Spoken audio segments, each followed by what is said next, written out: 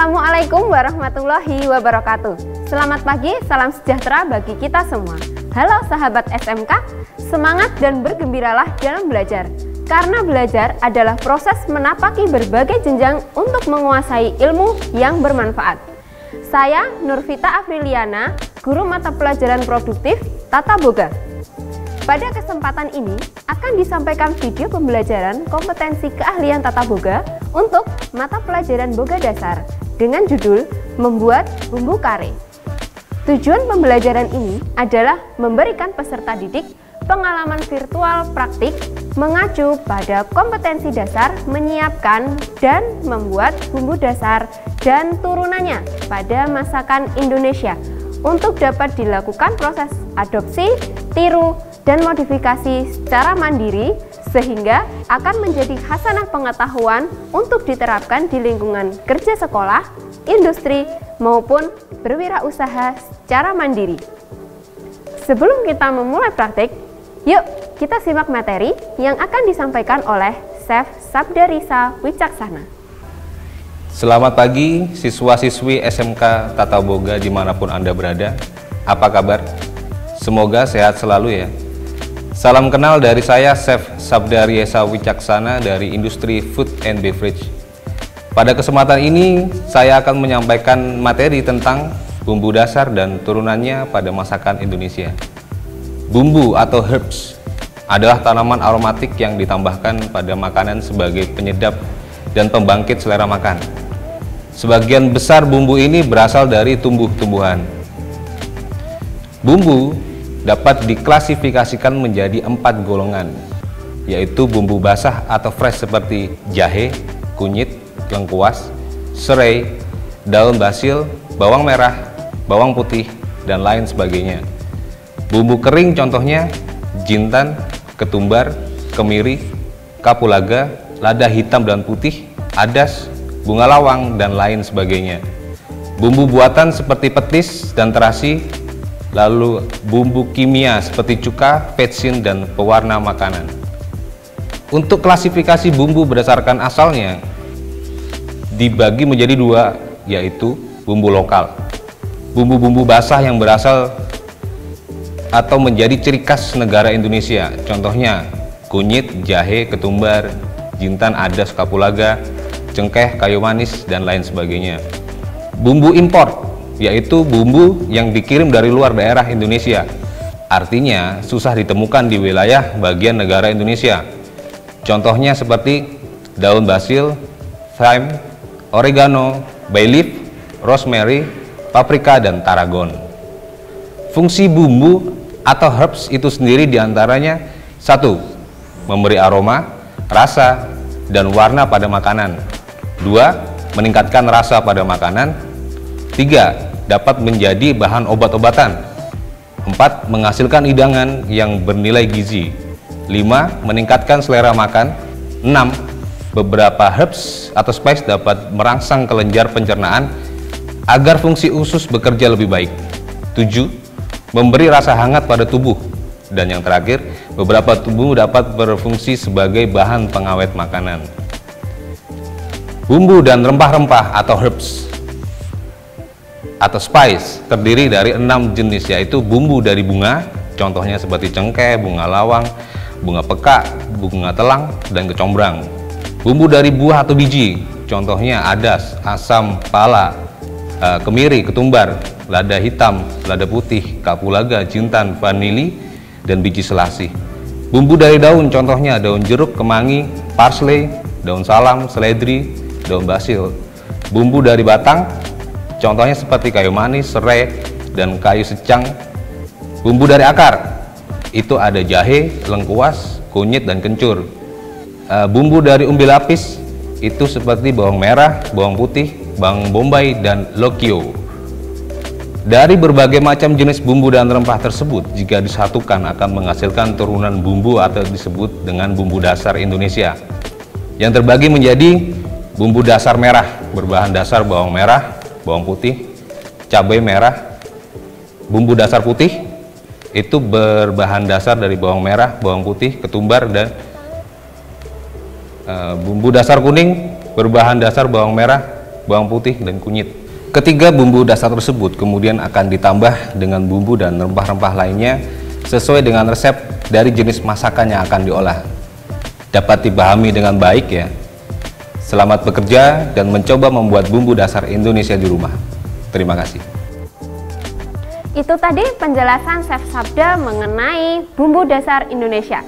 Setelah menyimak materi yang disampaikan oleh Chef Sabda, kita akan belajar membuat bumbu kare basah dan bumbu kare kering. Sebelum kita memulai praktek, jangan lupa ya, gunakan APD kalian atau alat perlindungan diri untuk mengurangi resiko kecelakaan kerja ketika kalian bekerja di dapur. Let's get start to cook. Selamat pagi anak-anak. Selamat pagi Bu.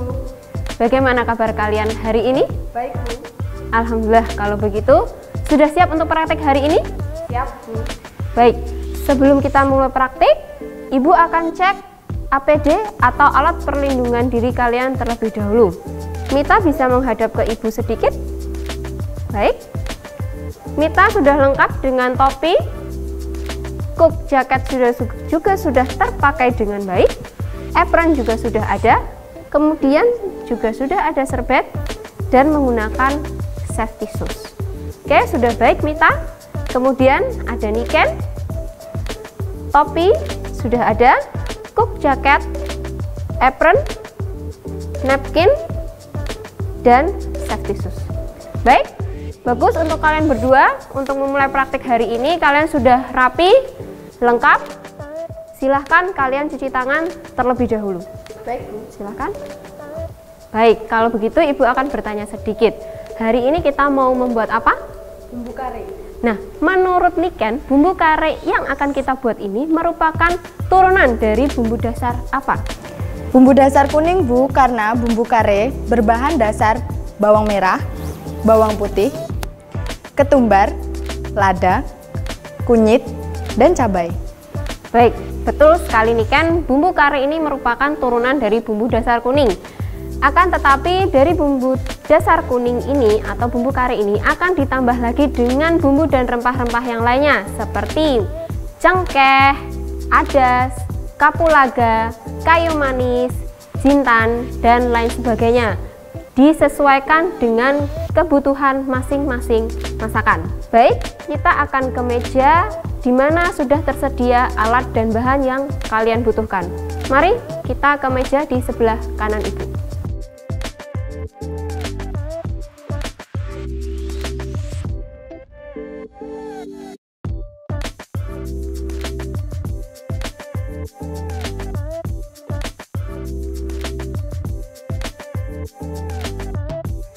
Di depan kalian sudah ada peralatan dan bahan-bahan yang akan kalian gunakan untuk membuat bumbu kare hari ini.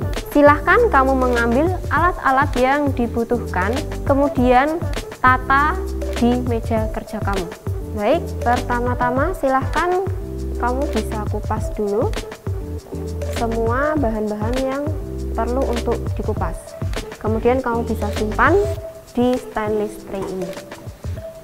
Lalu setelah ini silahkan cuci terlebih dahulu bahan-bahan tersebut dalam bowl stainless bowl yang kecil ini supaya higienitasnya tetap terjaga meskipun nanti kita akan menggunakan proses saute. Itu. Setelah kamu mencuci, apa yang perlu kamu lakukan? Betul, memotong bahan-bahan yang memang perlu dipotong seperti bawang merah, bawang putih, serai, lengkuas, jahe, dan kunyit. Oke, sudah paham? Oke, silahkan dilanjutkan, diselesaikan, kemudian dicuci bersih. Kamu sudah selesai untuk memotong semua bahan-bahan basahnya. Sekarang kamu saute terlebih dahulu bumbu keringnya. Setelahnya kamu bisa sisihkan, tunggu sampai dia agak dingin. Sembari menunggu bumbu kering dingin setelah disaute, kamu bisa menghaluskan semua bumbu basahnya. Silahkan kamu lakukan, Niken. Mita juga bisa mulai menyaute bumbu-bumbu keringnya. Untuk kemudian nanti disisihkan dan tunggu hingga agak dingin. Nah, Teknik saute ini sebaiknya kalian menggunakan api kecil agar tidak cepat menggosongkan bahan-bahannya, karena kalian kan tidak menggunakan minyak sebagai alasnya. Saute hingga bumbu kering ini mengeluarkan bau harum dan kemiri bisa dilihat akan berubah warnanya menjadi sedikit kecoklatan. Ini kan semua bumbu kering sudah di saute. Baik, itu sudah cukup ya. Dia sudah mengeluarkan bau harum. Betul? Kamu bisa sisihkan. Kemudian kamu bisa melanjutkan langkah yang berikutnya. Mita juga sudah boleh. Sudah bisa dilihat ya. Kemiri sudah mulai agak berwarna kecoklatan, kuning kecoklatan ya. Bisa kamu sisihkan dulu dalam bowl. Baik, ini kan kamu bisa masukkan bawang putih.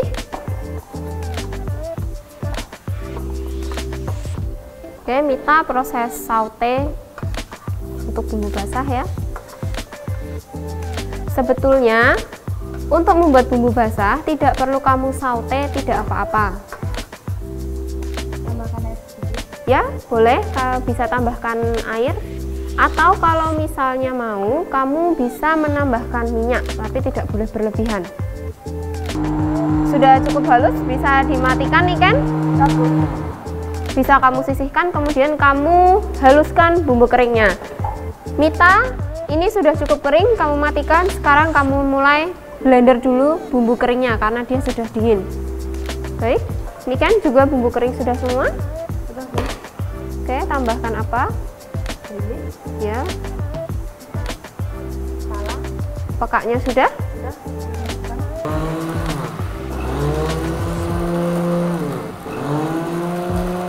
Cukup, sudah cukup halus ya. Bisa kamu sisihkan.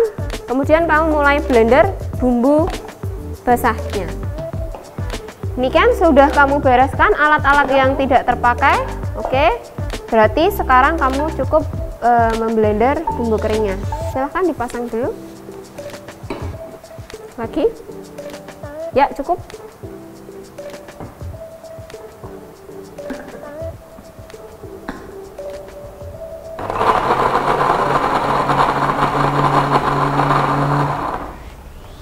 Selanjutnya kamu bisa panasi oven terlebih dahulu sebelum kamu mulai menumis.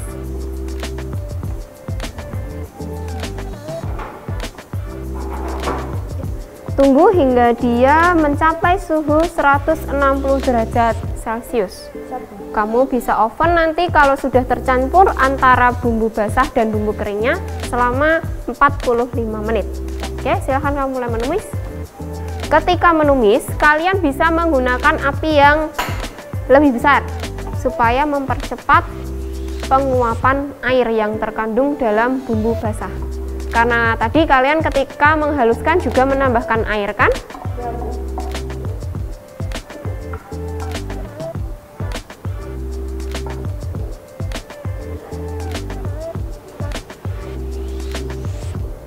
Ya, ini kan bumbu kamu sudah mulai banyak berkurang airnya.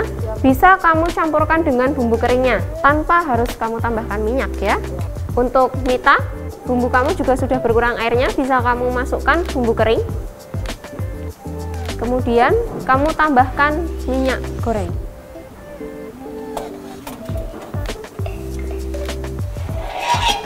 Ini kan sudah kamu masukkan ke dalam oven? Sudah, Bu. Baik, sekarang kamu bersihkan meja kerja kamu. Mita, bumbu ini sudah banyak berkurang minyaknya. Sudah matang juga, karena ini sudah cukup lama juga kamu masak. Kamu bisa matikan. Ini bumbunya sudah siap untuk digunakan. Sudah bisa diproduksi ya, Bu? Sudah. Jadi sebetulnya ini jika kamu tunggu sampai dingin, kamu kemas dalam plastik khusus. Itu bisa kamu dapatkan di toko plastik atau kamu beli secara online. Lalu kamu vakum. Ya, di vakum. Sudah tahu apa itu vakum? Belum, Bu. Nah, vakum itu artinya mengeluarkan udara yang terperangkap ke dalam plastik ketika kamu membungkus makanan. Jadi memang fungsinya vakum itu menyedot semua udara untuk keluar, sehingga makanan ini tidak terkontaminasi dengan baik oksigen, karbon dioksida maupun zat apapun yang terkandung dalam udara yang terperangkap bersamaan ketika kamu masukkan dalam plastik. Sudah paham ya? Sudah paham. Oke, Mita, untuk kamu ini sudah selesai. Ini adalah bumbu kare basah. Sudah matang, sudah bisa kamu aplikasikan ke masakan. Nah, ini kan sekarang sudah 45 menit. Sekarang kamu bisa keluarkan bumbu keringnya, bawa kemari. Ini sudah pas. Meskipun bawahnya gosong tidak apa-apa karena tidak seutuhnya semuanya gosong. Dan ini sudah membentuk seperti biskuit. Seperti ini. Sudah seperti biskuit. Nah, sekarang kau bisa kerok, masukkan ke dalam pan, bisa kamu sangrai agar lebih kering sedikit lagi. Lalu kamu haluskan lagi menggunakan chopper. Bumbu ini sebetulnya sudah bisa digunakan, tetapi dia belum cukup kering. Dan jika dia akan dikemas, dia belum awet. Makanya dia harus melalui paling tidak 1 kali lagi proses untuk dipanggang. Nah, ini sudah cantik sekali. Pas, dia sudah kering sekali. Beda kan teksturnya dengan yang tadi? Ya, coba. beda, Bu. Beda. Ya, lebih kering kan? Ini sudah jadi. Kamu tinggal haluskan sekali lagi saja, lalu kita mengemasnya. Cukup sebentar saja ya. Kira-kira dia sudah halus, sempurna, bisa dimatikan. Ini sudah jadi bumbu kare kering. Seperti ini. Seperti ini. Ya, seperti ini ya. Ini namanya bumbu kare kering. Nah, kita bisa mempackaging ini, satu dengan caranya di vakum, dan kedua kita bisa masukkan kemasan seperti botol kaca. Sekarang kita bisa lihat bersama, ini adalah bumbu kare basah dan ini adalah bumbu kare kering. Terima kasih untuk Niken dan Mita, hari ini kerja kalian sangat bagus, benar-benar memahami lembar kerja yang kemarin sudah Ibu berikan. Selamat kembali pulang ke rumah, hati-hati di jalan. Assalamualaikum warahmatullahi wabarakatuh. Selamat siang. Pemirsa, selesai sudah pembelajaran menyiapkan dan membuat bumbu kare kali ini. Semoga kalian dapat memahami materi dengan baik dan menjadi terinspirasi dengan praktik kali ini. Semoga video pembelajaran ini bermanfaat bagi para peserta didik dan berguna bagi kemajuan pendidikan di Indonesia. Selamat belajar, SMK bisa, SMK hebat. Assalamualaikum warahmatullahi wabarakatuh.